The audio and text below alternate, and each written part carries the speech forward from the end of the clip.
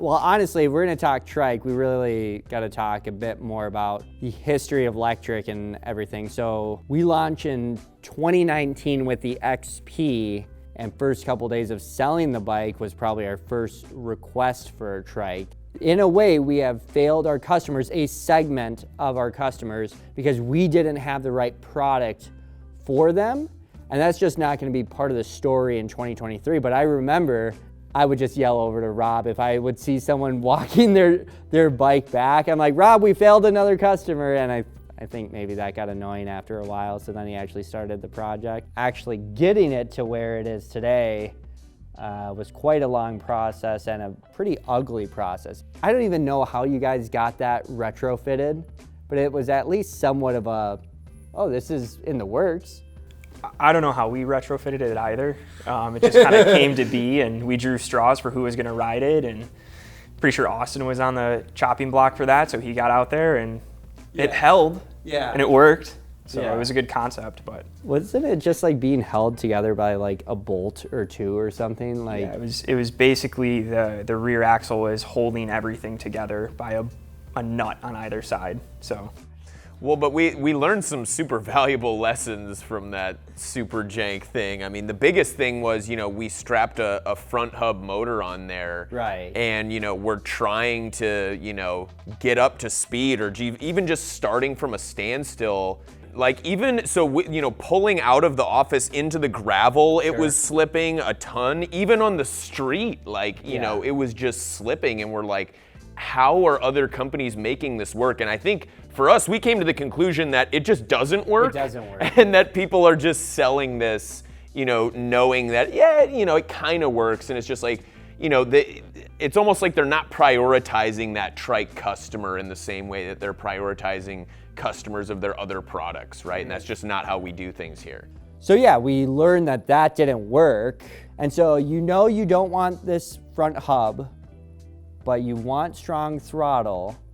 You tiptoe and you think a little bit about a mid-drive, but you want to be price conscious and also kind of get really all the torque that you're looking for. Well, I would back up even a step from there and talk about why we decided to call this the XP Trike and not just the Lectric Trike. And that is because in those super early days, right after we came out with the XP, we had so many people that loved the spec of that bike, loved the idea, but couldn't get on it and really experience the XP. And so that's why we wanted to come out with the XP Trike, not just the Lectric Trike. And so that, we kind of built backwards from that. And that is why, we had to, spec this bike out and design it the way we did. And, you're pointing to the most unique aspect of this design that, an industry first, where we're using a differential axle in back with a hub motor to drive both wheels at the same time. And, we've alluded to, most companies do the front hub drive and it ends up slipping out. The center of gravity gets wonky. You can't get that quick acceleration off the line because if you're putting all of that torque through that front wheel, it just slips right out. And so we knew we had to figure out a way to use a rear hub with the differential axle. And for folks who may not be familiar with what a differential axle is, it allows the two rear wheels to spin independently of each other. So as you're taking turns, you can imagine that one wheel has to turn a lot more than the other when you're taking a turn. And so we definitely wanted that functionality and that advantage.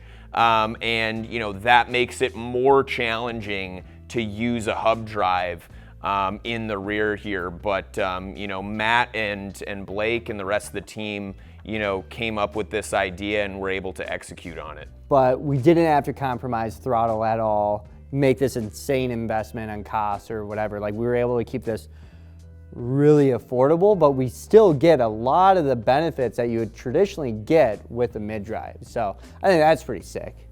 and you don't sacrifice anything, even though it's such a small trike, you could say, but you're still able to fold it, still able to ride it with a wide range of rider heights. I mean, we didn't sacrifice in any of those areas to get this as small as possible and maintain all the functionality. Well, you brought up a good point. That was probably one of the other biggest challenges with this project is when we originally met and talked about future products and whatever, the one constant was like, we build bikes. That's our job, not the customer's job to do it.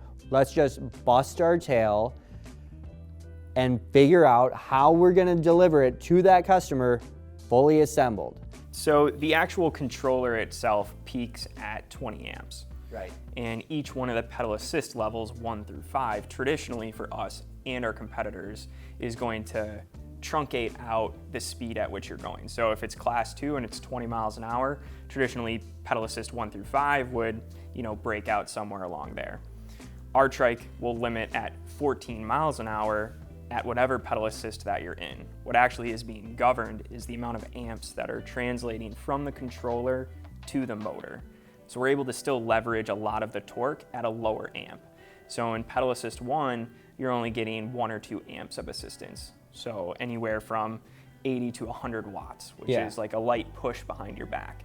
So it's... Which makes it, like, for someone that may not have been on a bike for 30 years, or maybe they've had a major surgery or life event since the last time they've been on a bike, like that's what they're looking for, is just like something that is approachable and tameable and whatever. And I think that's what's really sick about it.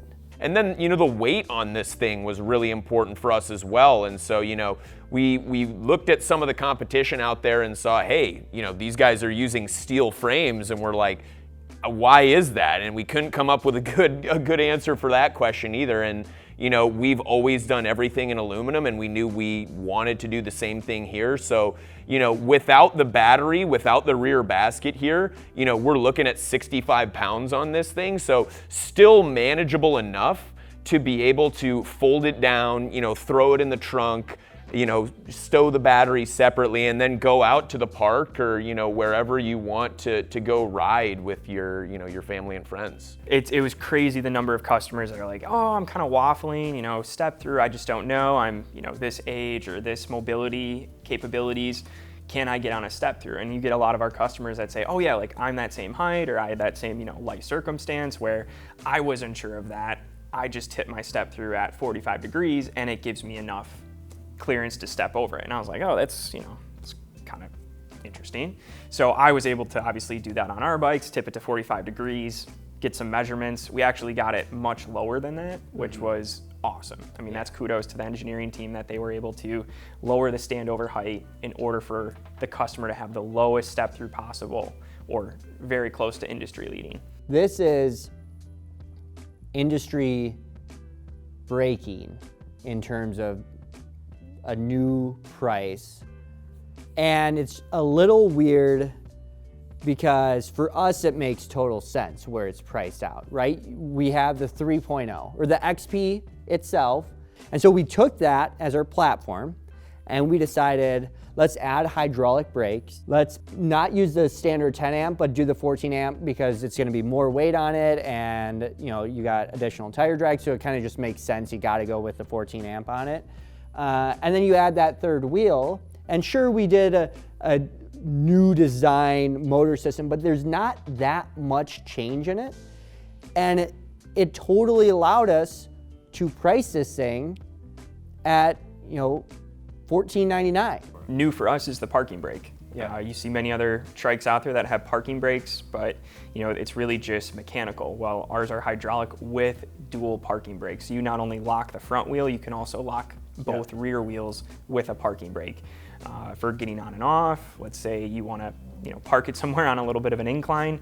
You don't have a kickstand to provide that resistance from rolling backwards, loading stuff into the baskets. It's beneficial all the way around to have those parking brakes.